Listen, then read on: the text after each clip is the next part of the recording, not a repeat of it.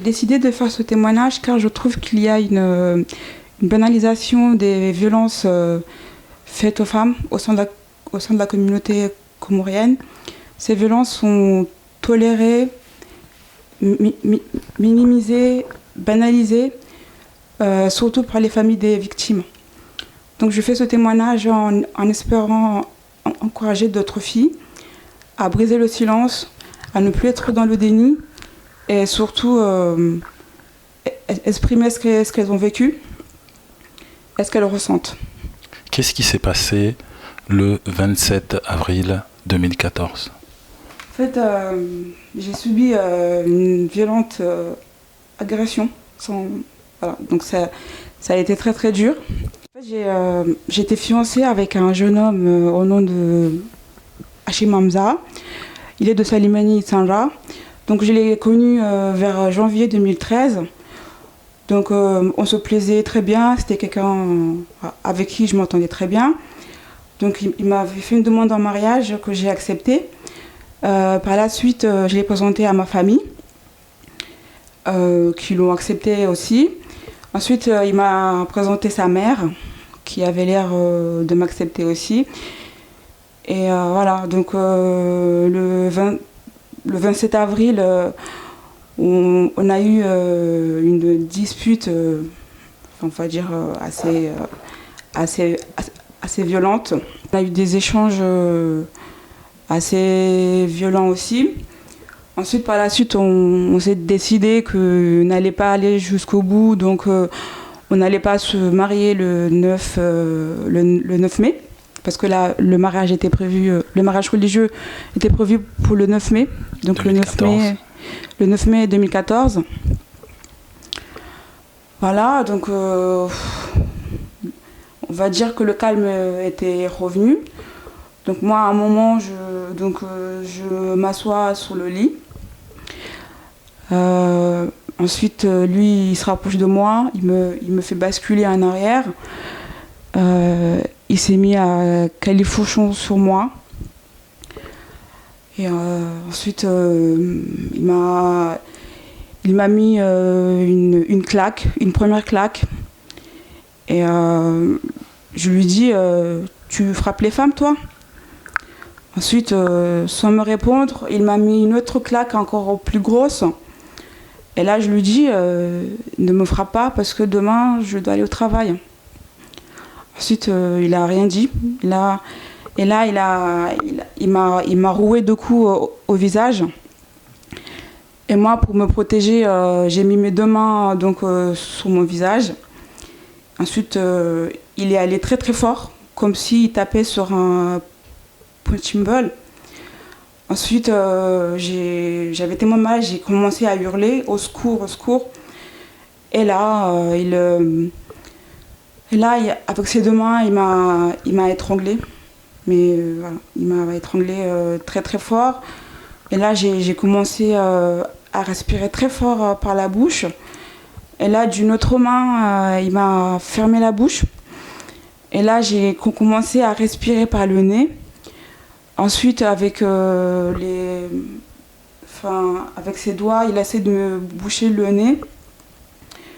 Et là, je respirais plus du tout, en fait. Et en fait, à ce moment-là, j'ai cru que c'était fini, quoi.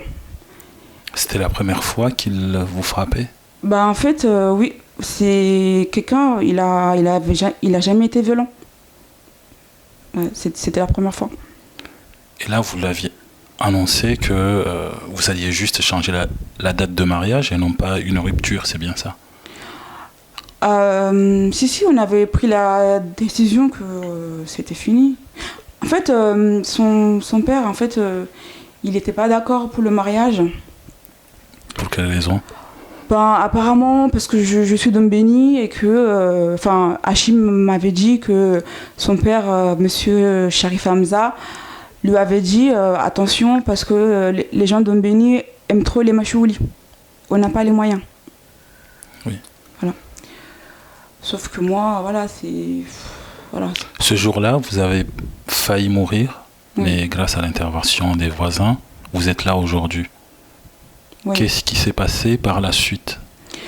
Ben, en fait, quand il m'étranglait sous le lit, moi, en fait, je sais pas ce que c'est, mais je crois que c'est l'instinct de survie. J'ai réussi à bouger mes pieds, mes jambes plutôt, assez fort. Donc, et ça l'a fait basculer en arrière. Et là, j'ai couru, je me suis mise pas par terre et j'ai repris ma respiration. Et là, il s'est relevé, il m'a roué de coups, il m'a tenu la tête, il m'a cogné très fort contre une table basse en bois. J'étais à quatre pattes, je criais au secours, il va me tuer. Il me mettait des coups donc au ventre. Et puis là, je criais au secours, il va me tuer. Et là, en fait, j'entendais les voisins qui essayaient de frapper sur la porte. Et je disais, ouvrez, il va me tuer. Et là, il a continué. Ensuite, je me rappelle qu'il a réussi à me mettre debout. Et là, en fait, il a essayé de faire craquer mon cou, en fait, de me prendre... de vous étrangler, c'est ça? Non, en fait, je sais pas comment... Étouffé?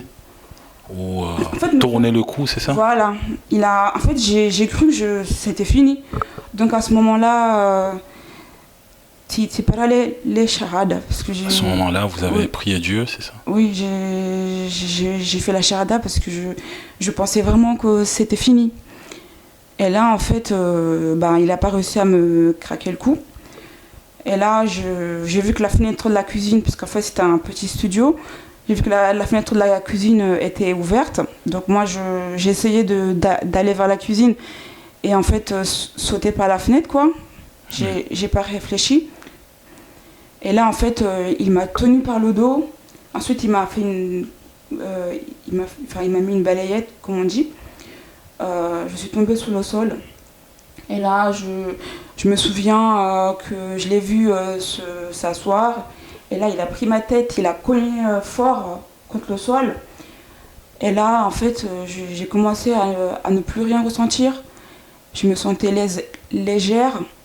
Je voyais flou. Connaissance. Je voyais flou et en fait, je me rappelle juste avoir vu ses mains se rapprocher de mon cou. Et voilà, donc pour moi, je pensais que l'agression s'était arrêtée là. Mais en fait, non. Et ensuite, en fait, après moi, je me rappelle juste qu'après, j'ai ouvert les yeux, il y avait au moins 5 policiers dans l'appartement. Et lui, je l'ai vu qu'il était au sol, menotté. Et il était en train de me regarder. Donc pendant un instant, vous avez perdu connaissance. Oui. Et c'est grâce à l'intervention des voisins. Oui. Et de la police que vous êtes là aujourd'hui en train de témoigner. Oui, c'est ça. Et en fait, les pompiers sont venus, ils m'ont pris, ils m'ont ramené aux urgences. Donc je crois que je suis sortie le lendemain ou 2 jours après. Ensuite, les policiers sont venus me chercher pour aller déposer plainte. Donc moi, au commissariat, en fait, donc j'ai parlé des coups que j'ai reçus. En fait, le policier qui m'a auditionné avait qualifié les faits de coups et blessures sur conjoint. Oui. Mais en fait, lui, Hachim Hamza, a été auditionné par une autre policière, Madame Dupont, qui, elle, a qualifié les faits de tentative de meurtre sur conjoint. Oui. Voilà, parce qu'en fait, Hachim, il a raconté plein de choses qui m'a fait alors que j'ai perdu connaissance. Donc pendant le moment où vous avez perdu connaissance, il a fait des choses qui auraient pu causer votre mort. C'est bien ça. Il voulait la mort. En fait, moi, par la suite, ce que j'ai appris, franchement, ça m'a fait froid dans le dos. Je n'en revenais pas. En fait, j'y croyais pas. Et puis en fait, j'ai demandé au policier. Oui. Je lui ai dit, mais c'est grave. Il m'a dit, on a trouvé cette écharpe autour de votre cou.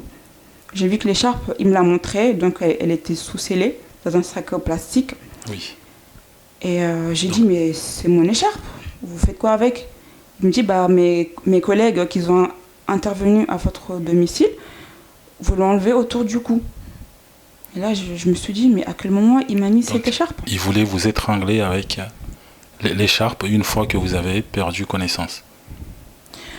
En fait, moi, le policier n'a pas voulu rentrer dans les détails. Oui. Je pense qu'il a jugé que j'étais trop fragile pour savoir. Donc moi, il faut savoir que par la suite, franchement, pour moi, dans ma tête, c'était coup et blessure.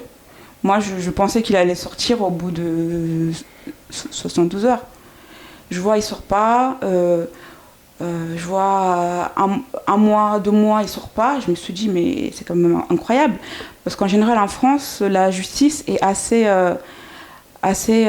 laxiste. Oui. Et là, je me suis dit non, quand même. En fait, j'avais une avocate comme commis d'office. Du coup, je me suis dit, il faut absolument que j'aille lire son audition. C'est pas possible. Il y a quelque chose qui cloche. Et là, en fait, je prends un rendez-vous au cabinet de mon avocate. Donc, je lui dis que je souhaitais lire les auditions de Hachim Hamza. Elle m'a dit, vous êtes sûre? J'ai dit oui, oui. Et donc, je suis partie. Et là, en fait, j'ai lu son audition. Et qu'est-ce qu'il disait dans son audition? En fait, il a raconté en fait tout ce qu'il m'a fait quand j'ai perdu connaissance. En fait, en plus, il était tellement précis dans les détails. En fait, il a expliqué que, en fait, une fois que j'ai perdu connaissance, il m'a mis des coups à l'arcade. Il a continué à m'étrangler très très fort. Et là, en fait, il a vu mes yeux se révulser, c'est-à-dire mes yeux remonter, on voyait que le blanc. Voilà, c'est ça. Et il a dit, je ne voulais pas voir la mort. Alors, il s'est levé. Il n'est pas ouvrir mon sac à main. Il a pris mon écharpe. Ensuite, il me l'a mis autour du cou. Il m'a étranglé. Il a dit, j'ai bien lu dans son audition, il a dit que j'étais tenace. Apparemment, j'aurais mis ma main pour essayer de me défaire de l'écharpe. Et là, il a serré encore plus fort. Et là, j'ai perdu connaissance, alors que en fait, j'avais perdu connaissance bien avant. Mais je crois qu'il ne le savait pas. Parce que quand même, apparemment, mes membres, ils se défendaient malgré tout. Et là, en fait, quand il a vu mes yeux se révulser, il a dit, je ne voulais pas voir la mort. Alors, le type, il m'a retourné, il m'a mis sous le ventre. Ensuite, il a expliqué qu'il a mis son pied tout au long de ma colonne vertébrale. Ensuite, il a tiré l'écharpe très fort. Et là, j'ai basculé, donc j'ai basculé. Et là, en fait, il a cru que j'étais morte. Donc son objectif, c'était vraiment d'en finir avec vous. Ah oui, oui. Et puis, en fait, au tribunal, il y a eu 4 policiers qui ont témoigné. Ils ont dit, en fait, à leur arrivée, Hachim Hamza, il a dit, je me rends, je l'ai tué. Donc pour lui, vous étiez déjà morte? Pour lui, j'étais morte. Pour lui, il avait réussi. Pour lui, c'était fini. Pour lui, voilà. Oui.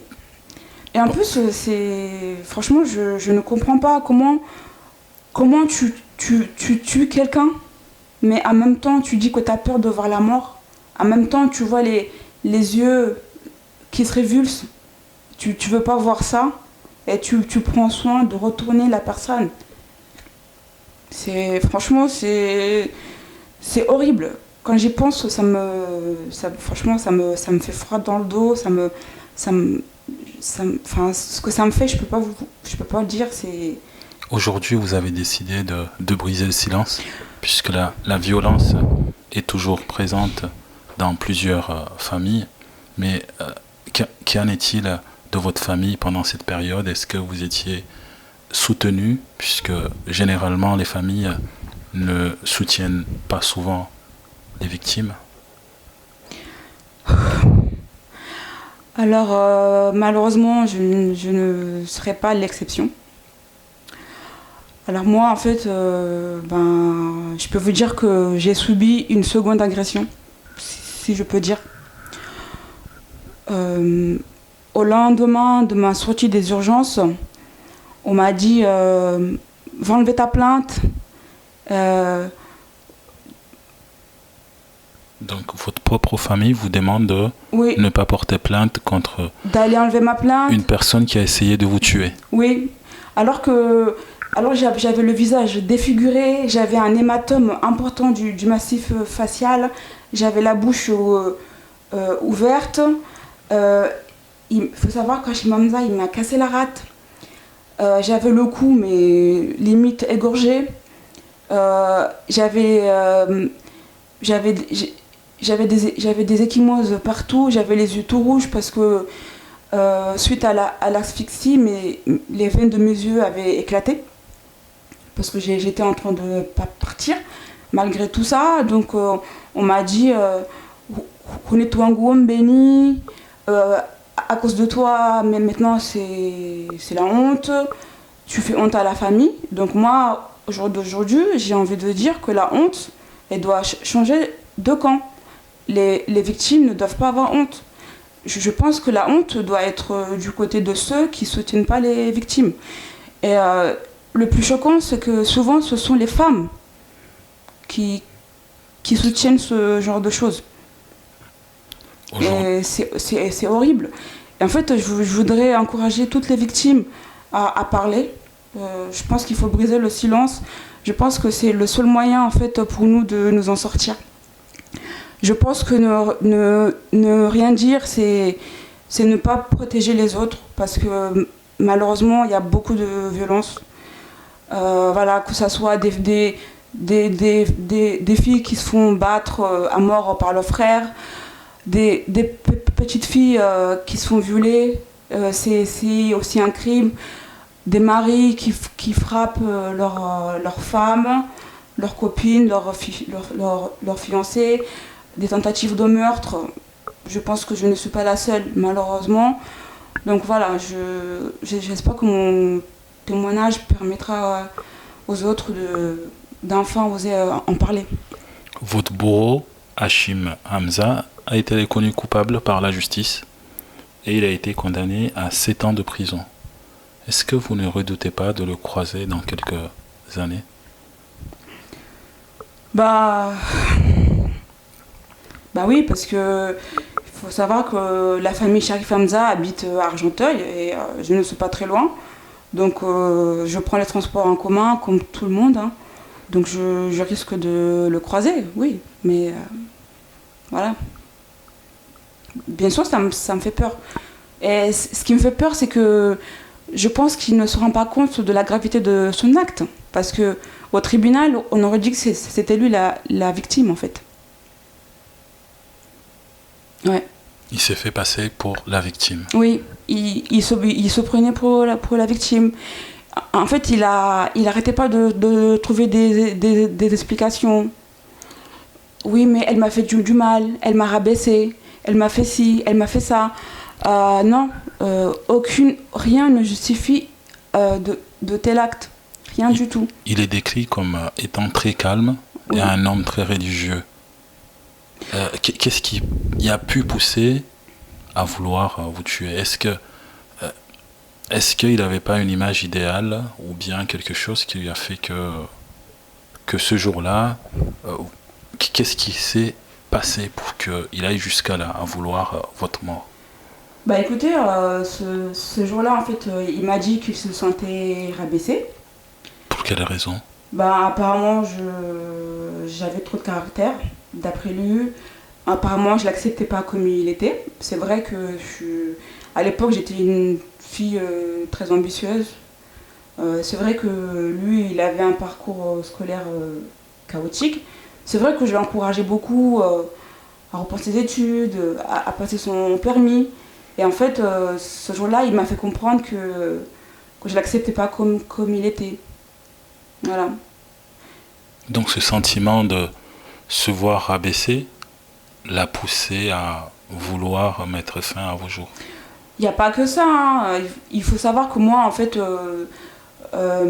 vu qu'en fait les négociations du mariage étaient en cours et son père, il voulait toujours pas. Moi, franchement, à l'époque, pour moi, c'était vraiment important que son père approuve parce que moi, j'ai pas eu de grand-père et j'avoue, à l'époque, je m'étais mise en tête que pour moi, c'était important que le père de mon futur mari soit là, soit au mariage. Et c'est vrai que, voilà, me dire que son père n'était pas d'accord. Après, c'est vrai que Hachim, il m'avait fait comprendre que son père le veuille ou non, il allait quand même me marier. Mais moi, franchement, ça me dérangeait un petit peu. Voilà, c'est vrai que j'avais commencé à prendre mes distances. Et je pense qu'il a senti que je l'échappais. Ouais. Aujourd'hui, vous avez repris vos études. Comment allez-vous? Est-ce qu'on peut dire que vous avez tourné cette page ou c'est une page qui se tournera jamais?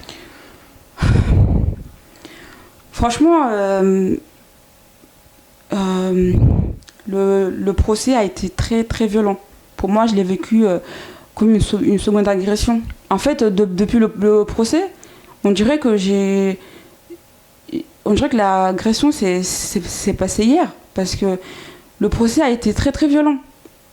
Les témoignages des familles ou bien son propre témoignage? Lui, mais surtout ses parents, mais surtout sa mère. Il faut savoir que il faut savoir que sa mère, je la respectais tellement parce que pour moi c'était une femme qui faisait de la peine parce que elle vivait sans ses enfants. Donc moi je trouvais ça quand même bizarre, une femme qui vit pas que ses enfants. Hachim n'était pas en contact avec elle. J'ai tout fait pour qu'elle aille chez sa mère, qu'il lui parle. Quand je suis sortie des urgences, la première personne que j'ai appelée c'est sa mère. Et qu'est-ce qu'elle vous a dit ce jour-là? Elle était inquiète, c'est normal, c'est son fils. Elle m'a dit qu'elle voulait voir là où il était. Donc moi, malgré que j'étais pas bien, tellement je la respectais, je l'ai accompagnée, je suis allée à la gare de l'Est. On a pris le train jusqu'à Meaux. Il faut savoir, c'est 45 minutes. Je l'ai quand même accompagnée. Elle m'a vue avec tous mes hématomes. C'était la première à m'avoir vue. Mais pourtant, au tribunal, madame, elle a dit elle ne me connaissait pas. Elle ne me connaissait pas. Donc sa mère que vous avez appelée en premier une fois que vous êtes réveillé à l'hôpital, oui. Elle vous a vu avec plein de blessures, mais elle a dit qu'elle ne vous connaît pas. Elle a dit qu'elle ne me connaît pas alors que je suis partie chez elle à plusieurs reprises à son temps, chez là où je suis partie plein de fois avec son fils. C'est elle-même qui m'avait rassurée sur le mariage. Elle m'a dit que son père le veuille ou non. Moi, j'ai des oncles. On sera là. Mais voilà, franchement, je pense que ça m'a fait vraiment mal. Franchement, je l'ai mal vécu. Il faut savoir qu'elle a une fille qui a mon âge. Après, je comprends. C'est son fils, mais quand même, je pense qu'il faut avoir un peu de respect pour les victimes. Mais le pire aussi, c'est son père. En fait, la juge lui demande s'il était au courant de la relation, s'il était au courant qu'on doit se marier le 9 mai. Sharif Hamza, il a dit devant la cour d'assises qu'il me connaissait pas, qu'il savait pas que son fils était fiancé, encore moins qu'il allait se marier. Alors que des gens de Mbéni, des notables de Mbéni, plusieurs même, étaient allés le voir et il a dit non, je n'approuve pas ce mariage. Franchement, ça a été très dur. Toute sa famille que vous avez rencontrée, bien sûr, que vos familles aussi se sont rencontrées pour organiser le mariage. Le jour du jugement, ses parents ont dit qu'ils ne vous reconnaissaient pas du tout, qu'ils ne vous connaissaient pas.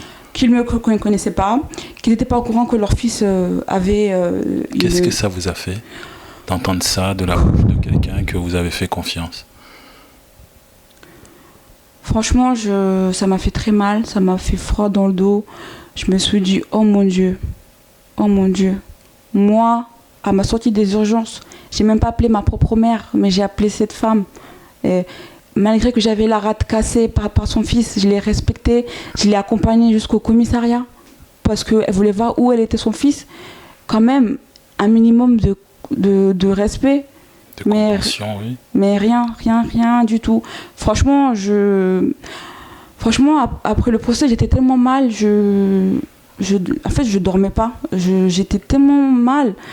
Je me disais, mais pourquoi ils m'ont fait ça? Pourquoi ils m'ont fait ça? Quand même, ils étaient là. Ils ont entendu l'expert, ils ont entendu le médecin légiste qui a parlé. Elle a dit que j'étais à 2 doigts de mourir. Oui. Elle a décrit tous les hématomes qu'il m'a fait. J'ai parlé, j'ai dit qu'il m'avait cassé la rate. À cause de ça, j'ai développé une maladie infectieuse. Il m'a tellement fait mal au crâne. J'ai eu une méningite neurocérébrale. J'ai été hospitalisée 5 mois. Mais malgré ça, voilà, ils s'en foutaient. Il faut savoir que ma famille m'a tellement mis la pression. Elle m'a tellement fait croire que ce que j'ai fait, c'était la honte, que je les ai déshonorés. Ils m'ont dit, il faut que tu ailles enlever ta plainte. Si tu ne le fais pas, c'est que tu nous as fait honte, en béni. Et moi, croyant bien faire, au 3e jour, après mon agression, malgré que j'avais mal partout, je vais au commissariat d'Homo, donc je vais voir le policier qui m'a auditionné. Je lui dis, monsieur, bonjour, voilà, je voudrais enlever la plainte. Il me dit, quoi? J'ai dit, oui, parce qu'on me met la pression, on m'a dit, il faut l'enlever, parce que ce qui est arrivé, c'est de ma faute. Il me dit, mais non, dites à votre famille que ce type, que Kashim Hamza a avoué lui-même ce qu'il vous a fait. Donc non, on ne peut pas enlever. Je dis, s'il vous plaît, monsieur, en pleurant, vous rendez compte, je venais de subir une tentative de meurtre 3 jours avant et 3 jours après. On m'a tellement mis la pression pour enlever la plainte. Je suis partie. Donc il m'a dit non, en fait, on ne peut pas l'enlever parce que si on l'enlève, ça veut dire qu'on n'a pas protégé la société. Il m'a dit, rentrez chez vous et expliquer à votre famille que c'est des faits très très graves, qu'on est en France, qu'ici il y a des droits et des lois et on ne peut pas. C'est impossible. Et là, je me rappelle, j'ai quitté le commissariat en pleurs. Et au jour d'aujourd'hui, je me dis, si j'aurais enlevé la plainte, ce crime serait resté impuni. Et je pense que je l'aurais regretté toute ma vie. Aujourd'hui, vous essayez de vous reconstruire. Quel message que vous aimeriez bien faire passer à toutes les victimes de violences? En fait, j'aimerais dire aux victimes que c'est vrai que c'est pas facile. Parce que c'est vrai que quand on a été agressé, automatiquement on se retourne vers notre famille. On aimerait bien se sentir protégé. Malheureusement, c'est pas le cas. Donc j'aimerais dire aux victimes qu'il y a beaucoup d'associations, de gens qui sont là pour aider les victimes. Il ne faut pas hésiter à y aller. Moi, personnellement, c'est vrai que j'ai pas été au début parce qu'en fait, on m'avait fait tellement croire que c'était de ma faute. On m'a tellement fait croire, oui, t'as mis un mec en prison. En fait, je me disais, franchement, je pense qu'ils ont raison. Ben non, en fait non, ils n'ont pas raison. Donc c'est vrai que c'est dur de ne pas se sentir protégé par sa propre famille.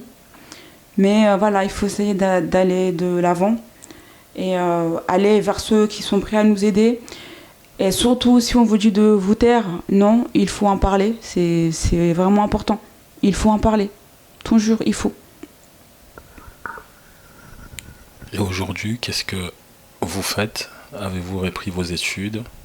Oui. Donc en fait, j'ai repris mes études. Donc j'ai obtenu mon Master 2 Donc j'étais au CESI, en alternance. Ensuite, j'ai décroché 3 fois le job de mes rêves. Oui. Mais malheureusement, souvent je faisais des crises d'angoisse au travail. J'ai eu des pertes de mémoire importantes. Dû au choc que vous avez subi, oui, vous êtes ça. Toujours en train de vivre ce cauchemar que vous n'arrivez pas à oublier. En fait, après le procès, franchement, pendant les 3 premiers mois, j'étais pas bien. Donc j'ai décidé d'arrêter de travailler juste après le procès parce que j'étais vraiment pas bien. Là, en fait, je prends un petit peu de temps pour moi, pour oublier tout ça, aller de l'avant. Et c'est une grosse colère, puisqu'il a été décrit comme un homme calme et religieux. Vous me disiez à un moment qu'il vous faisait même les prières. En fait, il faut savoir que malheureusement, une semaine avant la tentative de meurtre, il m'avait dit qu'il allait me tuer. Mais moi, je ne le croyais pas, je l'ai pris à la rigolade. Pour quelle raison il vous a dit ça? En fait, on s'était disputé encore. Voilà. Il m'a dit je vais te tuer parce que cette histoire, ça me saoule et tout. J'ai dit, j'ai dit tu sais qu'en islam, quand tu tues quelqu'un, c'est comme si tu as tué toute l'humanité. Il m'a dit, c'est rien. Je me rappelle après ce jour-là, il m'a comment on dit, il m'a zongoua, genre. Il vous a fait une prière, c'est oui, ça? Comme ça après ça ira bien entre nous. Je me rappelle. Ensuite la semaine d'après, donc le 27 avril, il a essayé de juste avant d'essayer de me tuer, il venait juste de finir sa prière. Il a fait sa prière, il était très calme et même quand il est venu vers moi, il était super calme. Moi-même, je me disais, mais qu'est-ce qu'il va me dire quoi? Il était super calme. Et en plus, moi, au tribunal, j'ai été claire. J'ai essayé d'être juste, contrairement à lui. Je l'ai décrit comme quelqu'un qui était calme, qui m'avait jamais frappé avant. Et comment il a parlé de vous? Mon Dieu. En fait, c'était horrible parce que, en fait, c'est pas directement lui, c'est plutôt son avocat. Bon, lui, il a dit une chose aussi qui m'a particulièrement choquée. C'était quoi? En fait, il y a eu un témoignage une enquêtrice de justice, donc qui avait enquêté sur sa vie, tout ça. Ça fait partie de la procédure, donc elle a parlé de lui, son travail, etc., ses études. Et à un moment, il a dit, j'ai découvert que M. Hachim Hamza a un crédit en cours, mais il n'a jamais voulu me dire de quoi il s'agissait. Voilà. Ensuite, elle a fini, elle est partie.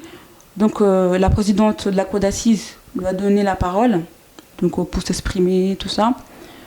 Et là, il dit, après tout ce que j'ai fait pour cette fille, j'ai même fait un crédit pour elle. Et là, j'étais tellement choquée. En fait, je me suis levée, j'ai dit, c'est faux, il ment. Il a fait ce crédit pour son père. Et en fait, la présidente, elle m'a sortie. Donc, je suis sortie de la salle d'audience en pleurs. J'ai vomi tellement j'étais dégoûtée. Enfin, j'étais tellement triste parce que ce crédit-là, je me rappelle, il a souscrit, j'étais pas encore avec lui. Il m'a dit qu'il avait fait parce que son père s'est marié au bled, que sa femme, elle avait accouché, qu'il avait eu un petit frère. Donc, qu'il a fait ce crédit pour acheter les affaires de l'enfant, qui est à Salimani Sandra. Donc là, je me dis, mais comment ce type qui a fait un crédit pour son père, pour sa femme du bled, ose, devant un peu ses parents qui sont là, et moi je suis là, dire qu'il a fait ça pour moi. Franchement, quand je suis sortie de la salle d'audience, j'ai tellement pleuré. Je me suis Je me suis roulée par terre, j'ai tellement tremblé, j'étais pas bien.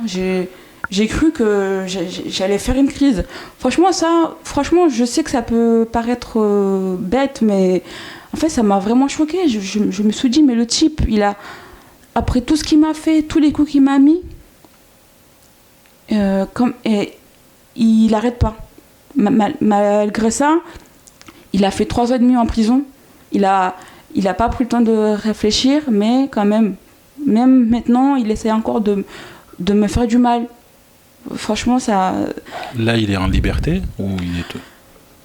Bah, écoutez, non, en fait, l'avocat général avait demandé 12 ans.